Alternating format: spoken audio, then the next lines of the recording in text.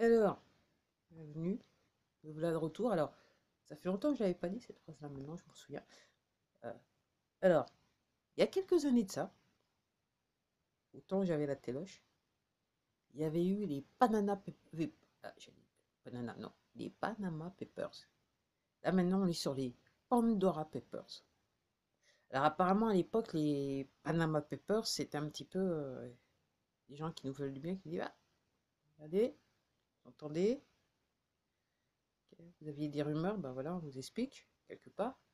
Et là, Pandora. Alors, comme je vous parlais dans d'autres vidéos, pour ceux qui sont abonnés à la chaîne et qui ont regardé quasiment toutes les vidéos, je vous parlais de quadrillions de dollars et de septrillions de dollars retrouvés. Voilà. Donc là, sur les Pandora, on est sur 11 300 milliards de dollars qui sont dans des paradis fiscaux. Alors, parce que, parce que je comprends un petit peu ce qui se passe, j'ai un petit peu aussi l'impression, alors, apparemment, c'est à peu près. La révélation de ces documents se sont faits à peu près dans les mêmes circonstances, c'est-à-dire c'était un groupe de journalistes indépendants à travers le monde qui se sont passés les documents, qui ont fait recherche, qui se sont passés les documents et qui ont largué le truc. Donc apparemment demain on va avoir le droit au Pandora. À la boîte de Pandora. Ah. Parce que réellement elle sera ouverte par rapport au grand public.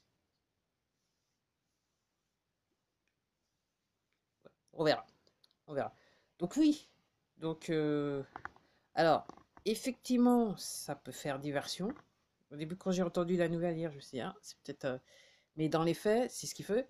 Et en fait, ce que je voulais dire, j'ai oublié, c'est pour ça que j'ai marqué ce petit temps d'arrêt, c'est que, à mon sens, à mon sens, je peux me tromper, c'est de l'argent qui a déjà été identifié depuis belle lurette, qui a été saisi ou sur le point d'être saisi pour les sommes qu'ils n'avaient pas encore fournies dedans.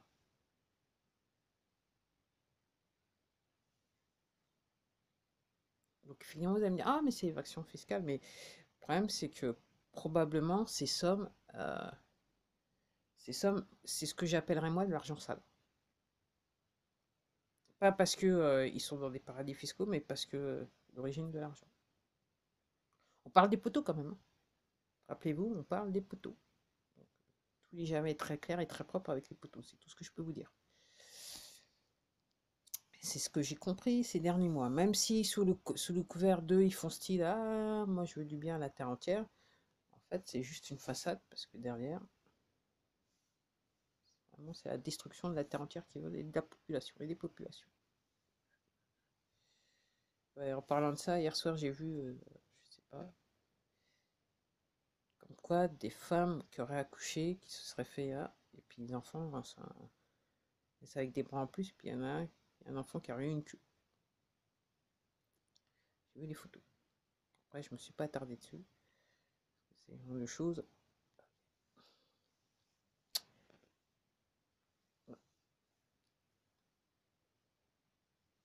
Je suis un petit peu en pâte sur les bords, mais j'avoue qu'avec avec le temps, avec ces derniers mois, j'avoue que le niveau commence à tomber un petit peu plus. C'est un très haut niveau, là, je commence à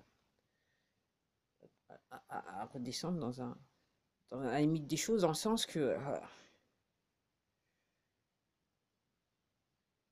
je ne suis plus étonné du niveau de cruauté des poteaux, c'est surtout ça.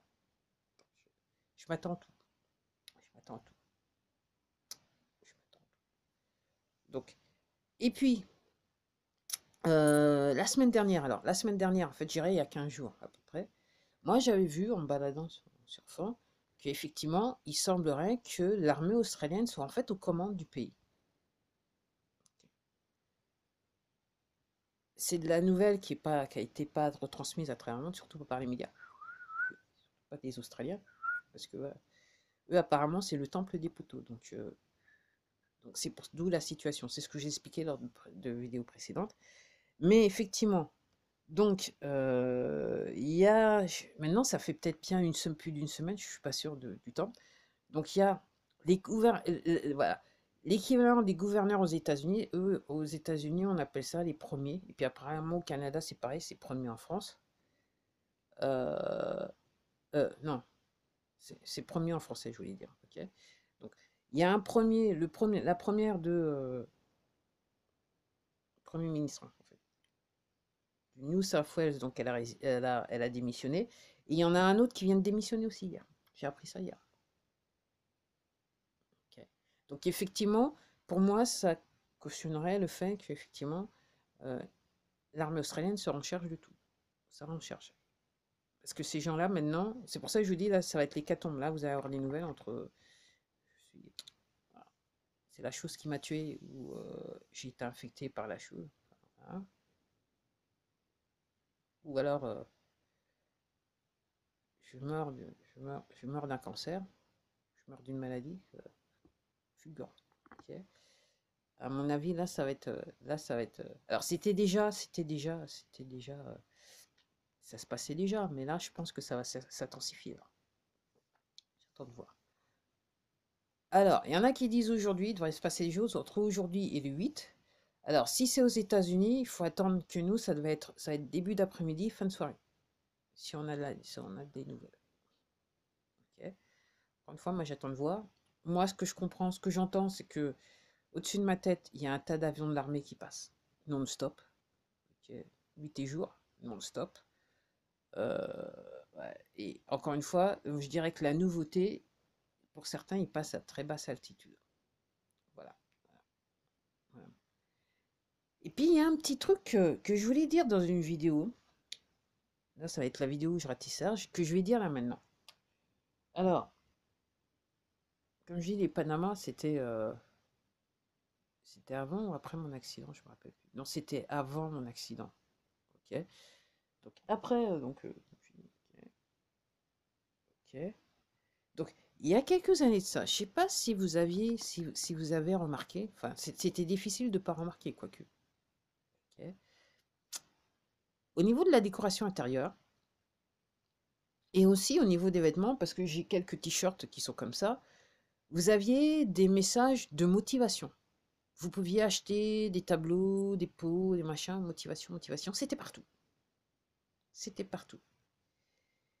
Et moi, j'ai la conviction qu'en fait, c'était les gens qui nous voulaient du bien, qui nous préparaient à ce qui est en train d'arriver, et entre guillemets, combattre, je dirais, quelque part, les forces du mal, en subliminalement, je dirais, augmenter notre niveau de motivation, notre niveau de confidence. Ok. Parce que c'est bien connu, si on vous met un message, on vous le repasse, vous le voyez partout, le message, il s'enregistre dans votre tête à l'insu de votre plein gré. Et en gros, c'est comme ça que les poteaux, ils nous manipulent. Ils nous ont manipulés depuis des années. Ok. Et donc, ok. Donc pour moi, c'était un fait express. Ça nous faisait préparer, ça leur permettait de préparer le terrain, en sachant que ces messages-là, ils sont quasiment plus là. Ils ont quasiment disparu. C'était partout, partout, partout. Les éléments de décoration, les vêtements, tout, partout où vous placiez. Enfin, moi, je voyais que ça. Mhm. J'ai même un tableau que j'ai mis dans la pièce où je crée. Ouais. Puis aussi à mon entrée maintenant, je m'en souviens. Donc, je me suis un petit peu lâché aussi durant cette période. J'en avais besoin, donc c'est très bien. Donc voilà. Et puis aussi un truc qui m'a choqué, que j'ai remarqué là euh, cet été, c'est que la mode chez les jeunes, c'est le noir. Et en ce qui me concerne, c'est pas par hasard. J'avoue que c'est à ce point que, en fait, maintenant, je suis étonnée quand je vois un jeune passer qui a des couleurs choatoyantes, des couleurs claires, quoi. Parce que la mode semble être le noir. Et c'est pas par hasard, hein, c'est une manipulation psychologique. Ok. En sachant que chez les jeunes, ça devrait passer plus. Ok. Alors, moi, je vais conclure cette vidéo en disant, si vous êtes inquiet au niveau de l'éducation nationale, les interruptions que vos enfants ont eues au niveau à l'école et tout ça, l'éducation nationale, qui ne pouvaient pas aller, qui voilà, machin, ils ont peut-être perdu une année. Moi, ce que je vais vous dire, et je sais que je ne vais pas me faire des copains ni des copines, c'est que l'important, c'est que votre enfant, dans l'expérience éducation nationale, ils sachent écrire et compter. Écrire, lire et compter. Parce que tout le reste, ce que vous allez découvrir d'ici quelques mois et quelques années, c'est un petit peu du superflu. Ok. Et avant de laisser un commentaire sur